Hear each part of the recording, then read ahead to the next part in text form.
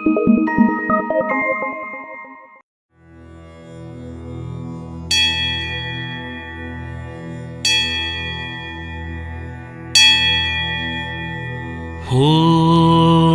नमो भगवते महासुदर्शनाय वासुदेवाय धन्वन्तराये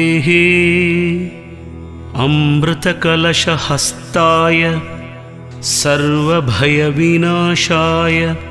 सर्वरोगनिवारणाय त्रिलोकपथाय त्रिलोकनाथाय श्रीमहाविष्णुस्वरूप श्रीधन्वन्तरिस्वरूप श्री श्री श्री औषधचक्र नारायणाय नमः।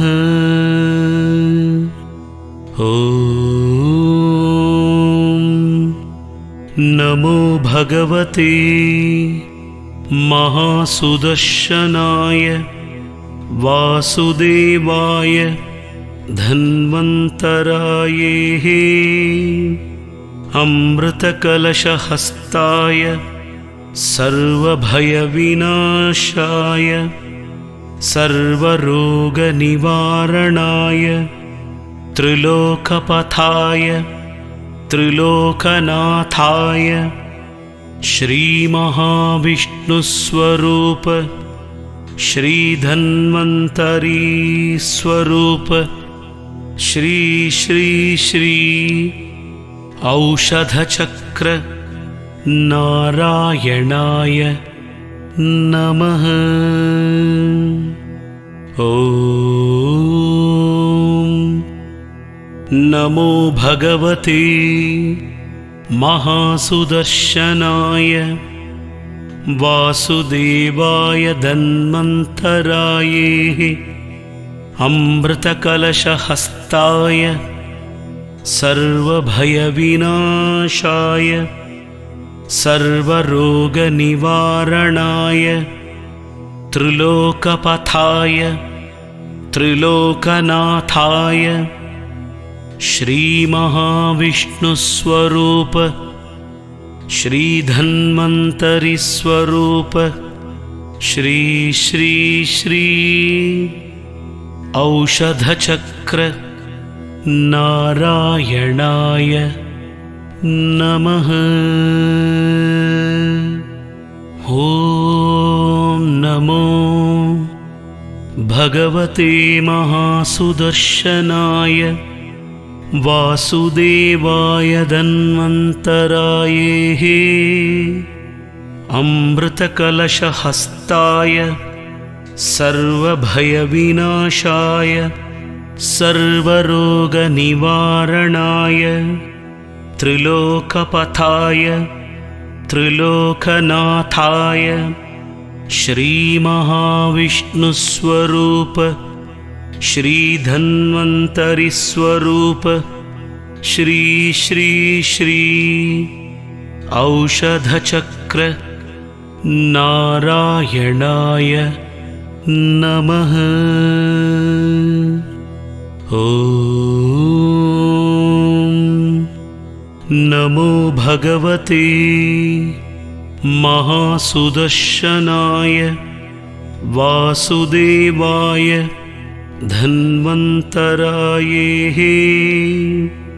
अमृतकलशहस्ताय सर्वभयविनाशाय सर्वरोगनिवारणाय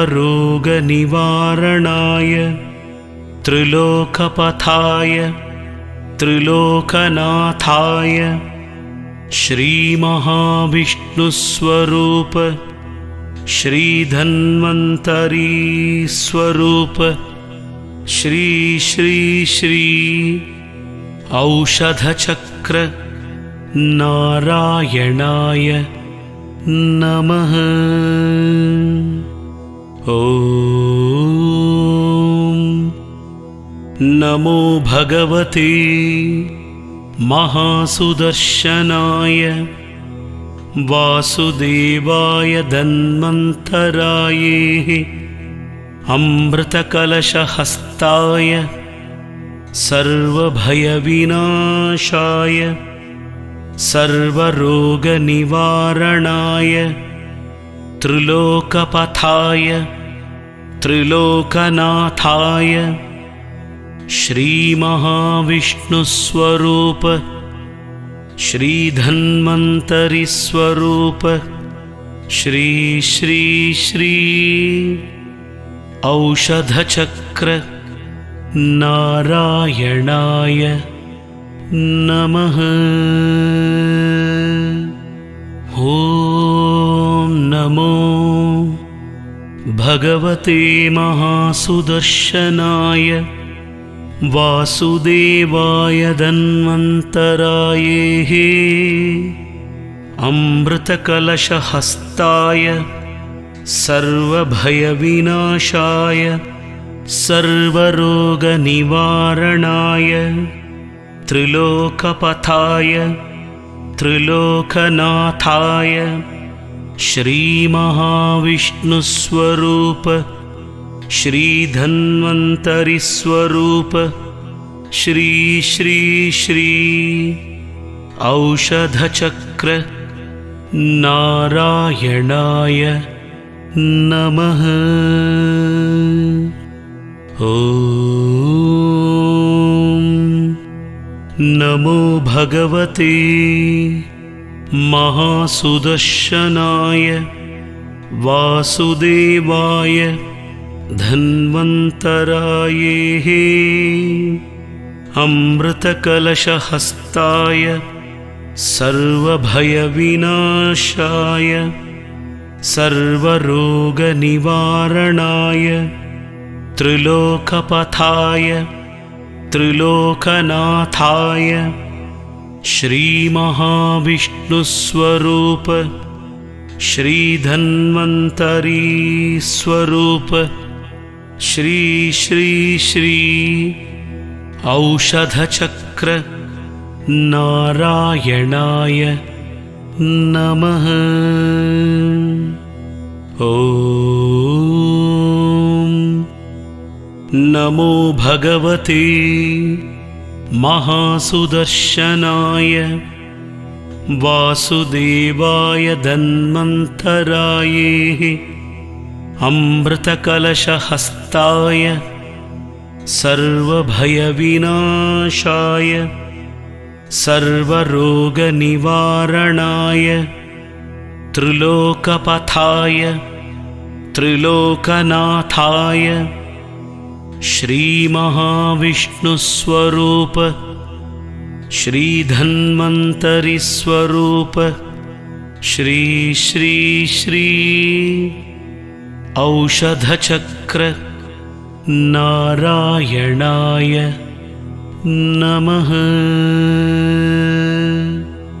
ॐ नमो भगवते महासुदर्शनाय वासुदेवाय धन्वन्तराये अमृतकलशहस्ताय सर्वभयविनाशाय सर्वरोगनिवारणाय त्रिलोकपथाय त्रिलोकनाथाय श्रीमहाविष्णुस्वरूप श्रीधन्वन्तरिस्वरूप श्री श्री श्री औषधचक्र नारायणाय नमः। ॐ नमो भगवते महासुदर्शनाय वासुदेवाय धन्वन्तराये अमृतकलशहस्ताय सर्वभयविनाशाय सर्वरोगनिवारणाय त्रिलोकपथाय त्रिलोकनाथाय श्रीमहाविष्णुस्वरूप श्रीधन्वन्तरिस्वरूप श्री श्री श्री औषधचक्र नारायणाय नमः। ॐ नमो भगवते महासुदर्शनाय वासुदेवाय धन्वन्तराये अमृतकलशहस्ताय सर्वभयविनाशाय सर्वरोगनिवारणाय त्रिलोकपथाय त्रिलोकनाथाय श्रीमहाविष्णुस्वरूप श्रीधन्वन्तरिस्वरूप श्री श्री श्री औषधचक्र नारायणाय नमः। ॐ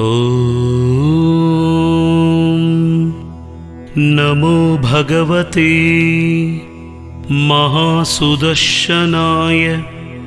वासुदेवाय धन्वन्तराये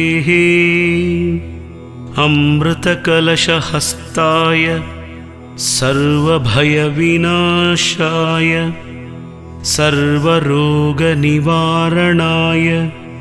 त्रिलोकपथाय त्रिलोकनाथाय श्रीमहाविष्णुस्वरूप श्रीधन्वन्तरीस्वरूप श्री श्री श्री औषधचक्र नारायणाय नमः।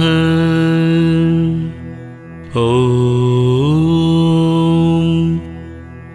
नमो भगवते महासुदर्शनाय वासुदेवाय धन्वन्तराये अमृतकलशहस्ताय सर्वभयविनाशाय सर्वरोगनिवारणाय त्रिलोकपथाय त्रिलोकनाथाय श्रीमहाविष्णुस्वरूप श्रीधन्वन्तरिस्वरूप श्री श्री श्री औषधचक्र नारायणाय नमः। ॐ नमो भगवते महासुदर्शनाय वासुदेवाय धन्वन्तराये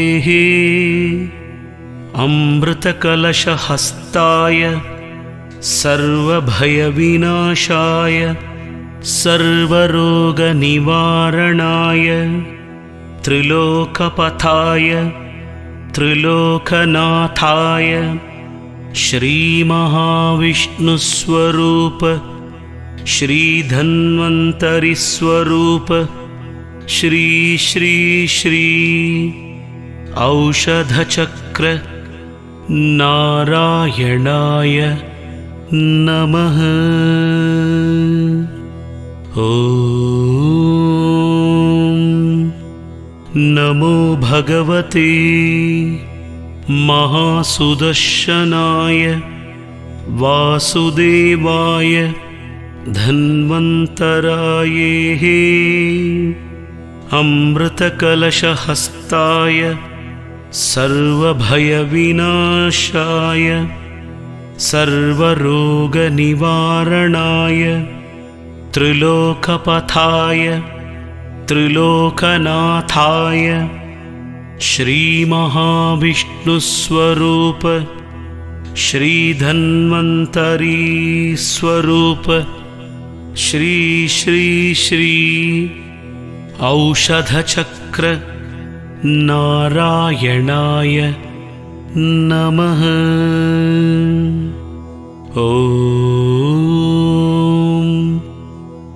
नमो भगवते महासुदर्शनाय वासुदेवाय धन्वन्तराये अमृतकलशहस्ताय सर्वभयविनाशाय सर्वरोगनिवारणाय त्रिलोकपथाय त्रिलोकनाथाय श्रीमहाविष्णुस्वरूप श्रीधन्वन्तरिस्वरूप श्री श्री श्री औषधचक्र नारायणाय नमः।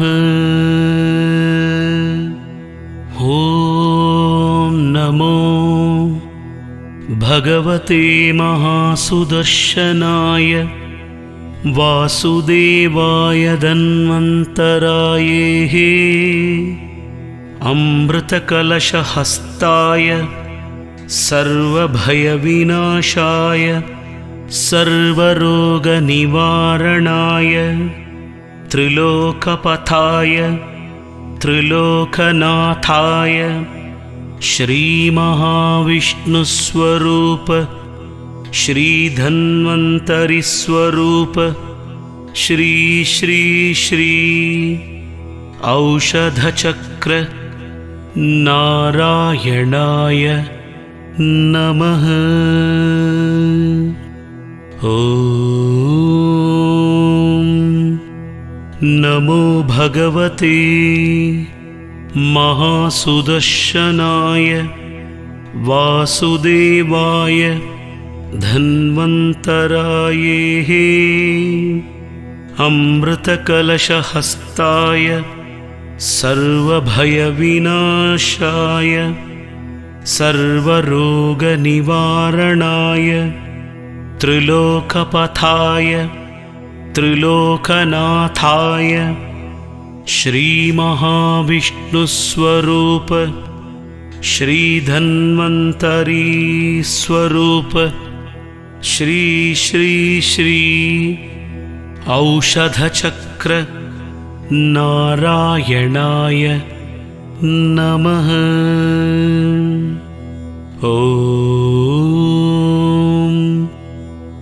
नमो भगवते महासुदर्शनाय वासुदेवाय धन्वन्तराये अमृतकलशहस्ताय सर्वभयविनाशाय सर्वरोगनिवारणाय त्रिलोकपथाय त्रिलोकनाथाय श्रीमहाविष्णुस्वरूप श्रीधन्वन्तरिस्वरूप श्री श्री श्री औषधचक्र नारायणाय नमः। ॐ नमो भगवते महासुदर्शनाय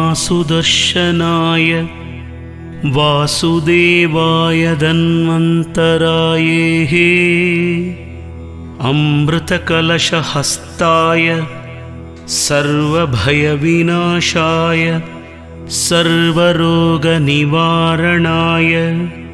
त्रिलोकपथाय त्रिलोकनाथाय श्रीमहाविष्णुस्वरूप श्रीधन्वन्तरिस्वरूप श्री श्री श्री औषधचक्र नारायणाय नमः।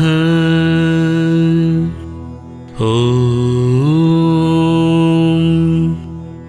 नमो भगवते महासुदर्शनाय वासुदेवाय धन्वन्तराये अमृतकलशहस्ताय सर्वभयविनाशाय सर्वरोगनिवारणाय त्रिलोकपथाय त्रिलोकनाथाय श्रीमहाविष्णुस्वरूप श्रीधन्वन्तरी स्वरूप श्री श्री श्री औषधचक्र नारायणाय नमः। ॐ नमो भगवते महासुदर्शनाय वासुदेवाय धन्वन्तराये अमृतकलशहस्ताय सर्वभयविनाशाय सर्वरोगनिवारणाय त्रिलोकपथाय त्रिलोकनाथाय श्रीमहाविष्णुस्वरूप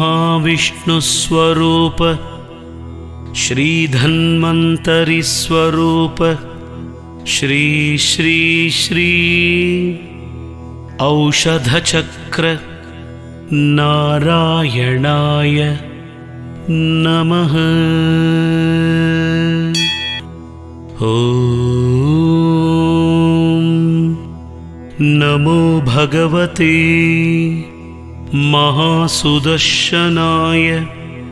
वासुदेवाय धन्वन्तराये अमृतकलशहस्ताय सर्वभयविनाशाय सर्वरोगनिवारणाय त्रिलोकपथाय त्रिलोकनाथाय श्रीमहाविष्णुस्वरूप श्रीधन्वन्तरी स्वरूप श्री श्री श्री औषधचक्र नारायणाय नमः। ॐ नमो भगवते महासुदर्शनाय वासुदेवाय धन्वन्तराये अमृतकलशहस्ताय सर्वभयविनाशाय सर्वरोगनिवारणाय त्रिलोकपथाय त्रिलोकनाथाय श्रीमहाविष्णुस्वरूप श्रीधन्वन्तरि स्वरूप श्री श्री श्री औषधचक्र नारायणाय नमः। ॐ नमो भगवते महासुदर्शनाय वासुदेवाय धन्वन्तराये अमृतकलशहस्ताय सर्वभयविनाशाय सर्वरोगनिवारणाय त्रिलोकपथाय त्रिलोकनाथाय श्रीमहाविष्णुस्वरूप श्रीधन्वन्तरि स्वरूप श्री श्री श्री औषधचक्र नारायणाय नमः। ॐ नमो भगवते महासुदर्शनाय वासुदेवाय धन्वन्तराये अमृतकलशहस्ताय सर्वभयविनाशाय सर्वरोगनिवारणाय त्रिलोकपथाय त्रिलोकनाथाय श्रीमहाविष्णुस्वरूप श्रीधन्वन्तरि स्वरूप श्री श्री श्री औषधचक्र नारायणाय नमः। ॐ नमो भगवते महासुदर्शनाय वासुदेवाय धन्वन्तराये अमृतकलशहस्ताय सर्वभयविनाशाय सर्वरोगनिवारणाय त्रिलोकपथाय त्रिलोकनाथाय श्रीमहाविष्णुस्वरूप श्रीधन्वन्तरिस्वरूप श्री श्री श्री औषधचक्र नारायणाय नमः। ॐ नमो भगवते महासुदर्शनाय वासुदेवाय धन्वन्तराये अमृतकलशहस्ताय सर्वभयविनाशाय सर्वरोगनिवारणाय त्रिलोकपथाय त्रिलोकनाथाय श्रीमहाविष्णुस्वरूप श्रीधन्वन्तरिस्वरूप श्री श्री श्री औषधचक्र नारायणाय नमः। ॐ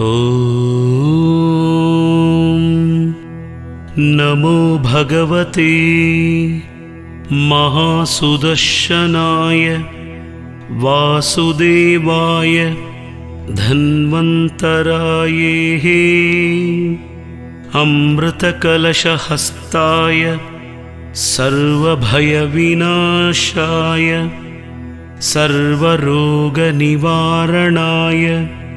त्रिलोकपथाय त्रिलोकनाथाय श्रीमहाविष्णुस्वरूप श्रीधन्वन्तरिस्वरूप श्री श्री श्री औषधचक्र नारायणाय नमः।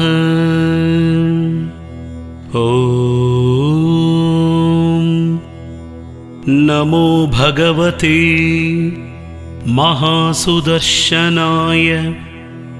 वासुदेवाय धन्वन्तराये अमृतकलशहस्ताय सर्वभयविनाशाय सर्वरोगनिवारणाय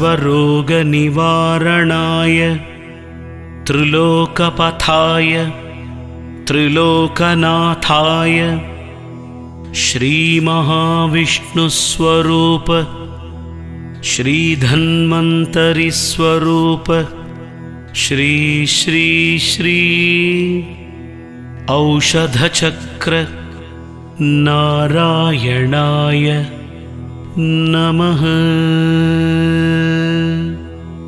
ॐ नमो भगवते महासुदर्शनाय वासुदेवाय धन्वन्तराये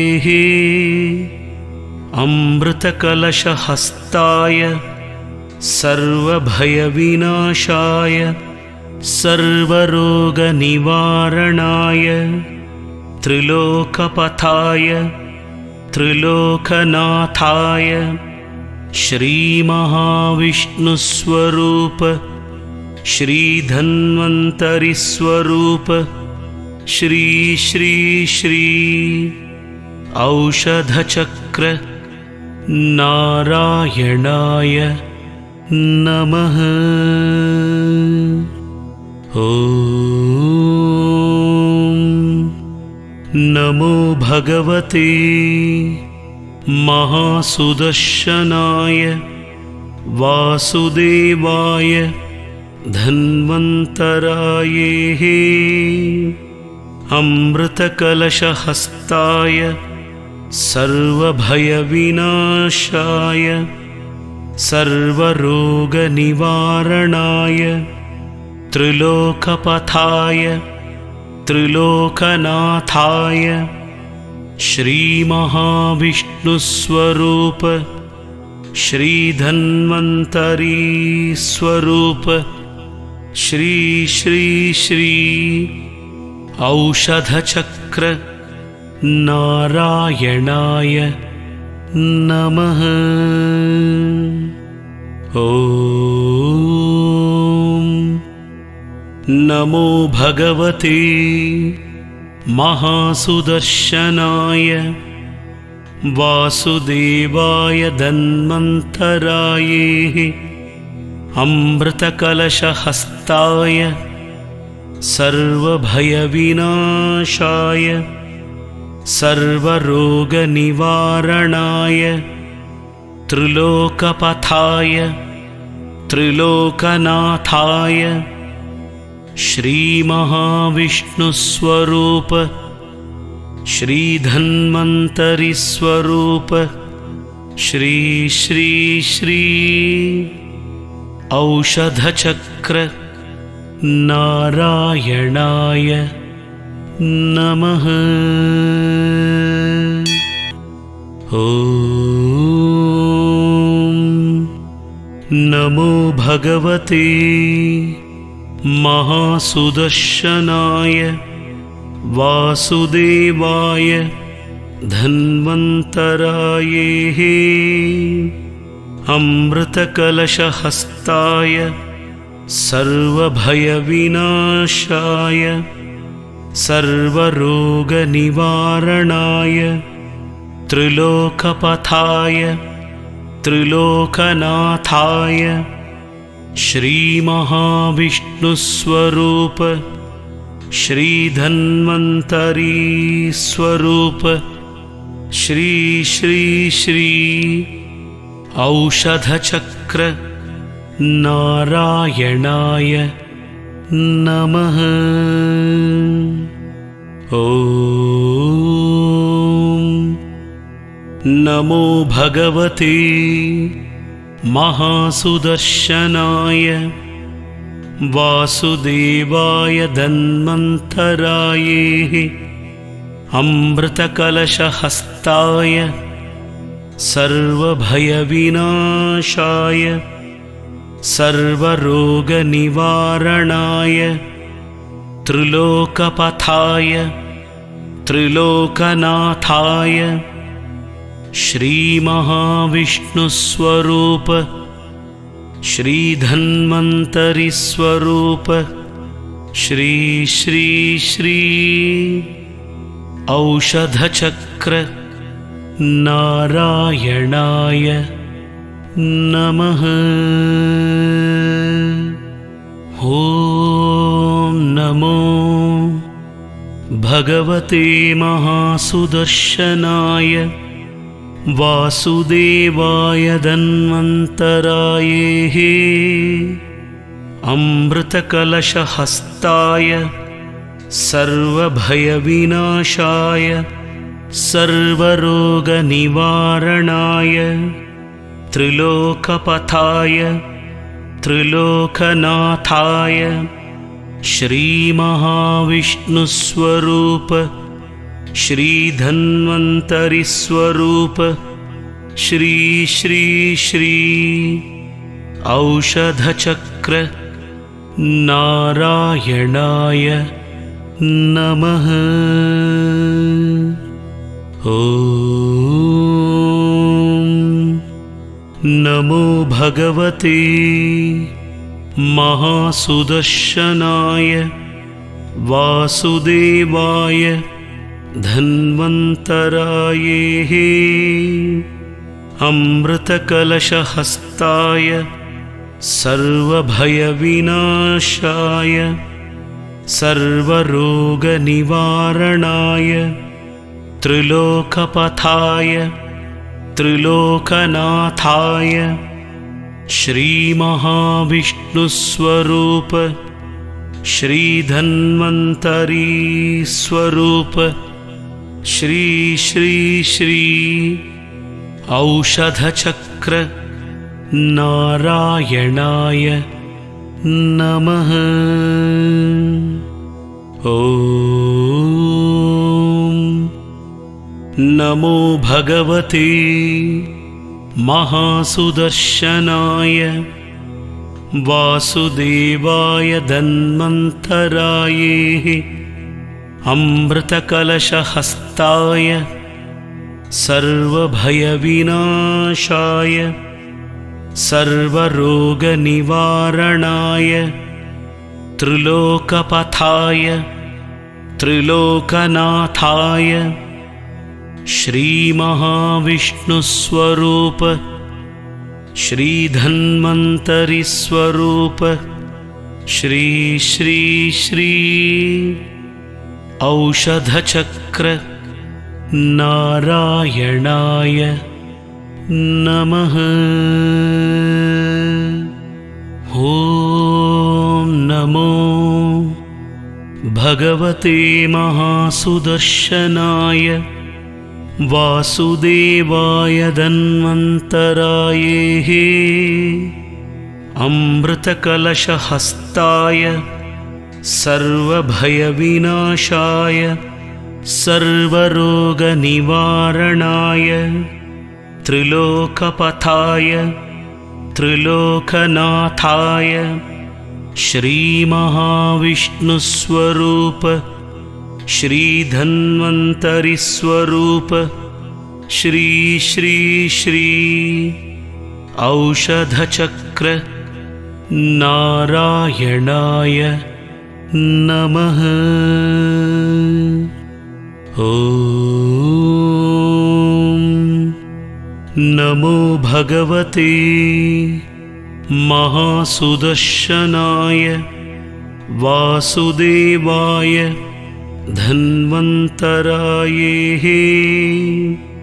अमृतकलशहस्ताय सर्वभयविनाशाय सर्वरोगनिवारणाय त्रिलोकपथाय त्रिलोकनाथाय श्रीमहाविष्णुस्वरूप श्रीधन्वन्तरिस्वरूप श्री श्री श्री औषधचक्र नारायणाय नमः।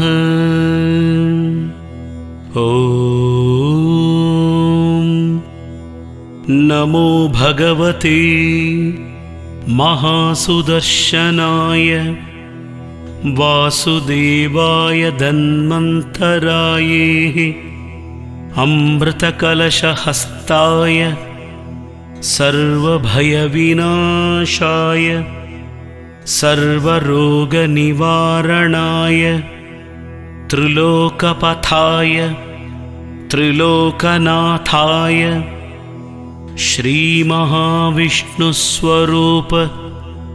श्रीधन्वन्तरिस्वरूप श्री श्री श्री औषधचक्र नारायणाय नमः। ॐ नमो भगवते महासुदर्शनाय वासुदेवाय धन्वन्तराये अमृतकलशहस्ताय सर्वभयविनाशाय सर्वरोगनिवारणाय त्रिलोकपथाय त्रिलोकनाथाय श्रीमहाविष्णुस्वरूप श्रीधन्वन्तरिस्वरूप श्री श्री श्री औषधचक्र नारायणाय नमः। ॐ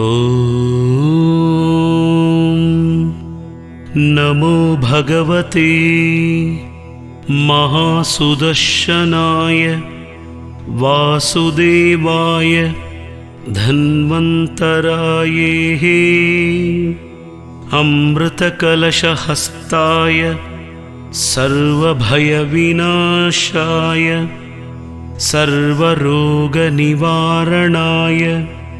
त्रिलोकपथाय त्रिलोकनाथाय श्रीमहाविष्णुस्वरूप श्रीधन्वन्तरी स्वरूप श्री श्री श्री औषधचक्र नारायणाय नमः। ॐ नमो भगवते महासुदर्शनाय वासुदेवाय धन्वन्तराये अमृतकलशहस्ताय सर्वभयविनाशाय सर्वरोगनिवारणाय त्रिलोकपथाय त्रिलोकनाथाय श्रीमहाविष्णुस्वरूप श्रीधन्वन्तरिस्वरूप श्री श्री श्री औषधचक्र नारायणाय नमः। ॐ नमो भगवते महासुदर्शनाय वासुदेवाय धन्वन्तराये अमृतकलशहस्ताय सर्वभयविनाशाय सर्वरोगनिवारणाय त्रिलोकपथाय त्रिलोकनाथाय श्रीमहाविष्णुस्वरूप श्रीधन्वन्तरी स्वरूप श्री श्री श्री औषधचक्र नारायणाय नमः। ॐ नमो भगवते महासुदर्शनाय वासुदेवाय धन्वन्तराये अमृतकलशहस्ताय सर्वभयविनाशाय सर्वरोगनिवारणाय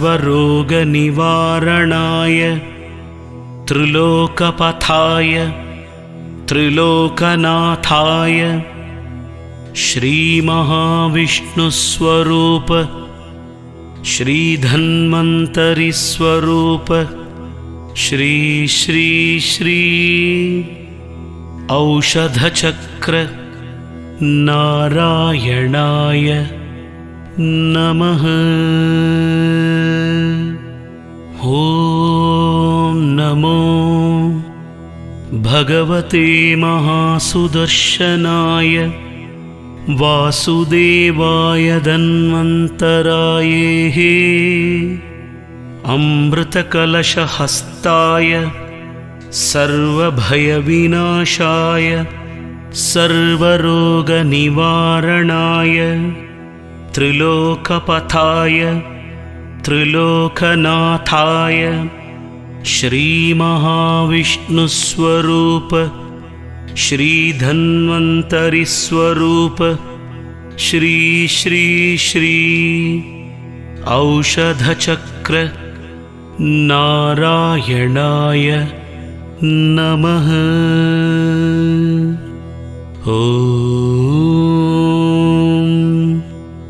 नमो भगवते महासुदर्शनाय वासुदेवाय धन्वन्तराये अमृतकलशहस्ताय सर्वभयविनाशाय सर्वरोगनिवारणाय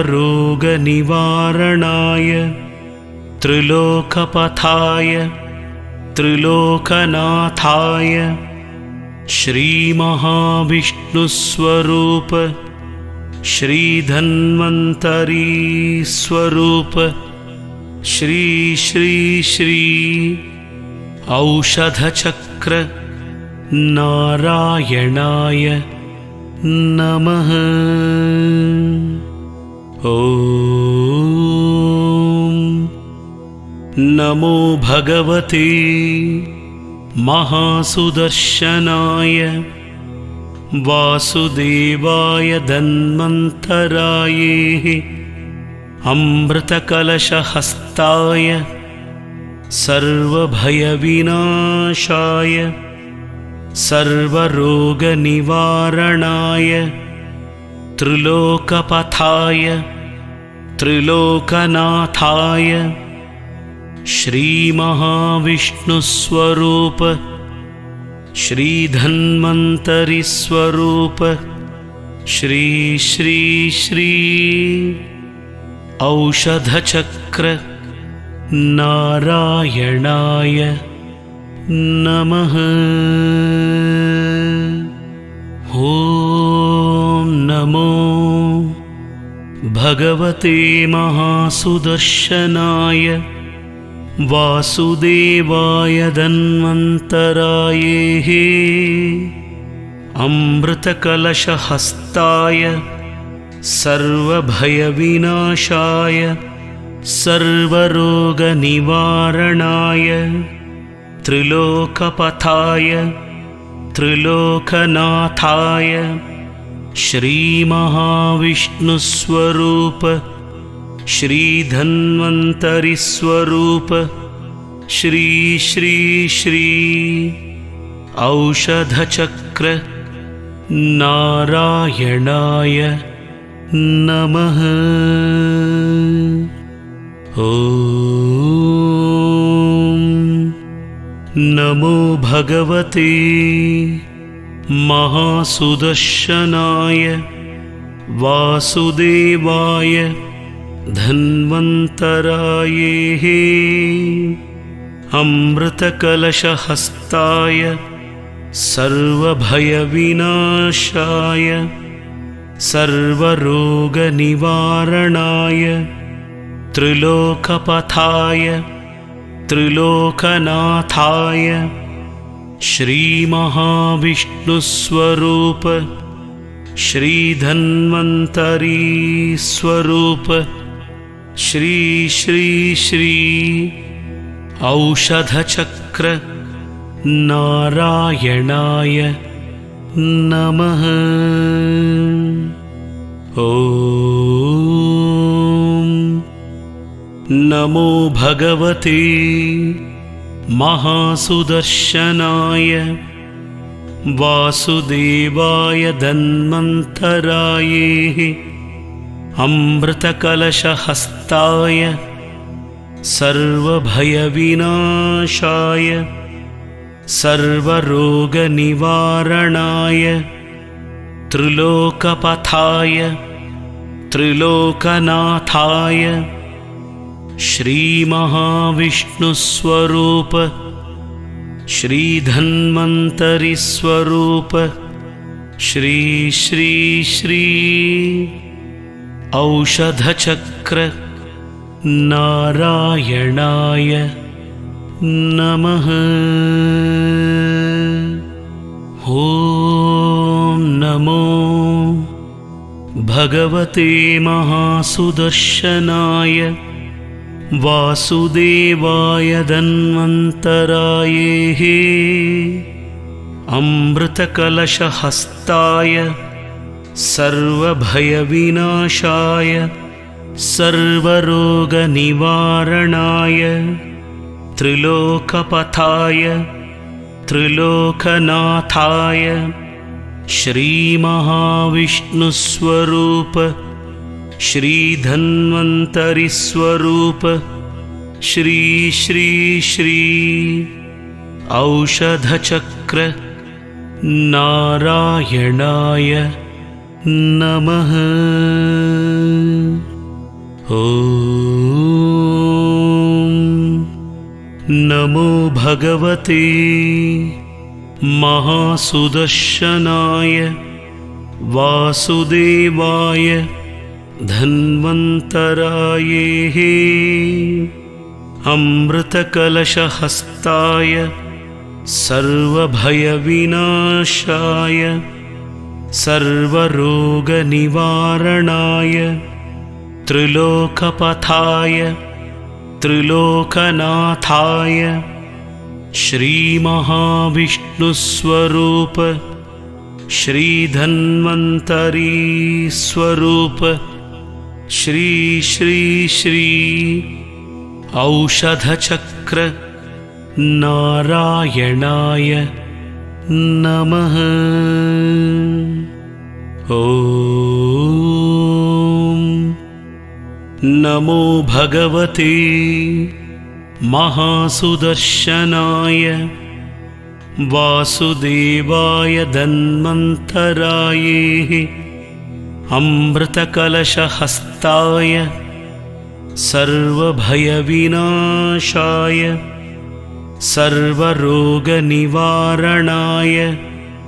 त्रिलोकपथाय त्रिलोकनाथाय श्रीमहाविष्णुस्वरूप श्रीधन्वन्तरिस्वरूप श्री श्री श्री औषधचक्र नारायणाय नमः।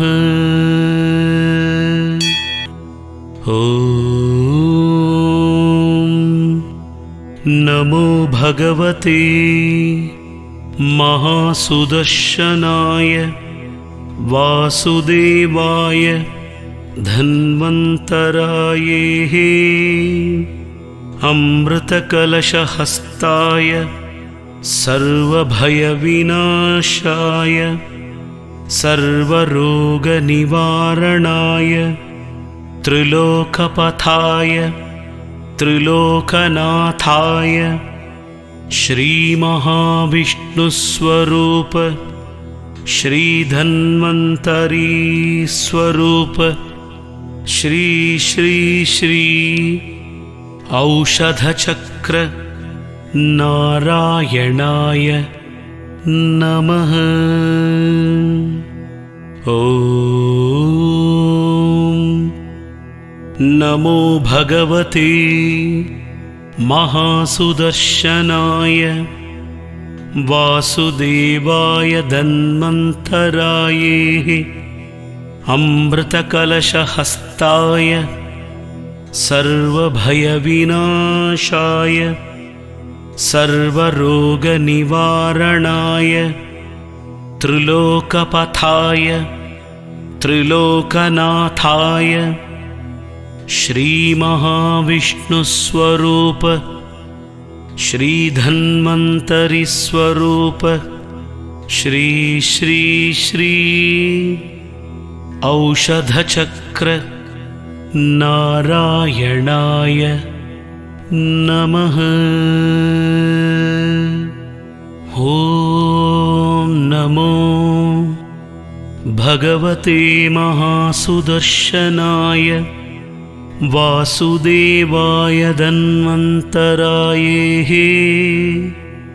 अमृतकलशहस्ताय सर्वभयविनाशाय सर्वरोगनिवारणाय त्रिलोकपथाय त्रिलोकनाथाय श्रीमहाविष्णुस्वरूप श्रीधन्वन्तरिस्वरूप श्री श्री श्री औषधचक्र नारायणाय नमः।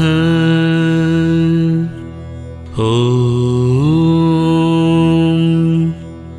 नमो भगवते महासुदर्शनाय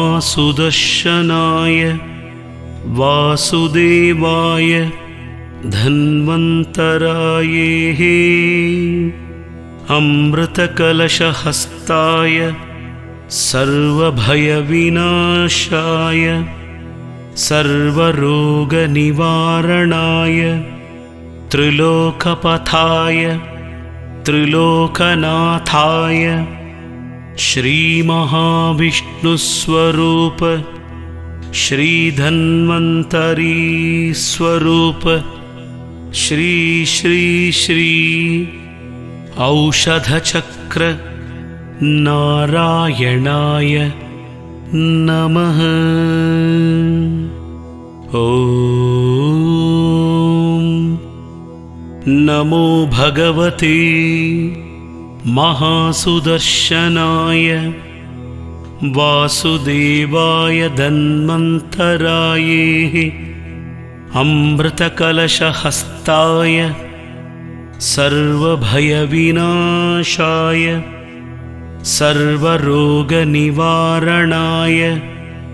त्रिलोकपथाय त्रिलोकनाथाय श्रीमहाविष्णुस्वरूप श्रीधन्वन्तरिस्वरूप श्री श्री श्री औषधचक्र नारायणाय नमः।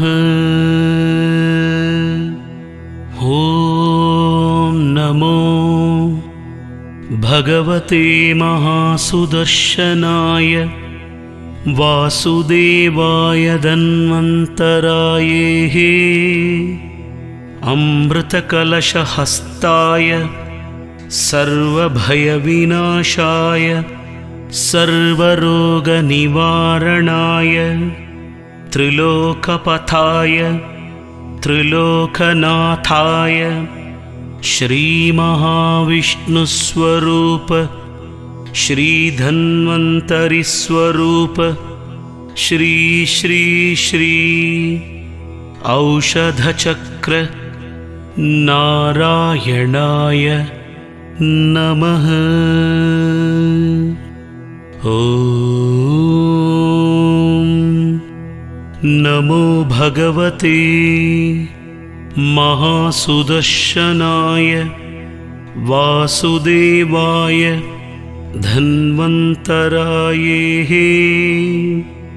अमृतकलशहस्ताय सर्वभयविनाशाय सर्वरोगनिवारणाय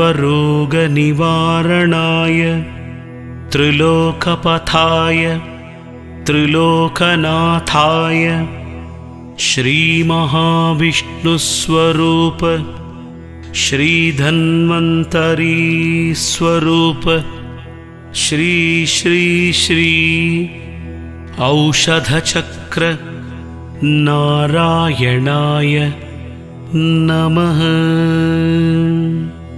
ॐ नमो भगवते महासुदर्शनाय वासुदेवाय धन्वन्तराये अमृतकलशहस्ताय सर्वभयविनाशाय सर्वरोगनिवारणाय त्रिलोकपथाय त्रिलोकनाथाय श्रीमहाविष्णुस्वरूप श्रीधन्वन्तरिस्वरूप श्री श्री श्री औषधचक्र नारायणाय नमः। ॐ नमो भगवते महासुदर्शनाय वासुदेवाय धन्वन्तराये अमृतकलशहस्ताय सर्वभयविनाशाय सर्वरोगनिवारणाय त्रिलोकपथाय त्रिलोकनाथाय श्रीमहाविष्णुस्वरूप श्रीधन्वन्तरिस्वरूप श्री श्री श्री औषधचक्र नारायणाय नमः। ॐ नमो भगवते महासुदर्शनाय वासुदेवाय धन्वन्तराये अमृतकलशहस्ताय सर्वभयविनाशाय सर्वरोगनिवारणाय त्रिलोकपथाय त्रिलोकनाथाय श्रीमहाविष्णुस्वरूप